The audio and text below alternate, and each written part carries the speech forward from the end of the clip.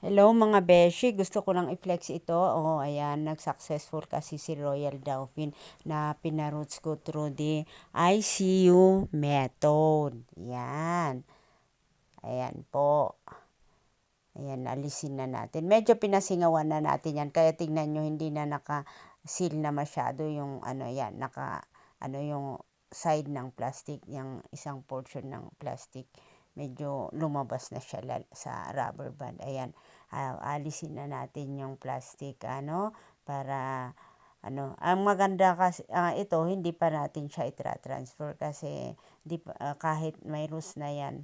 Maganda talaga yung ginagamit natin yung transparent para nakikita natin yung rust. Pero hindi ko alam kung gaano kadami ang rust niyan, pero hindi ko naman siya i-transfer. Diyan na yan.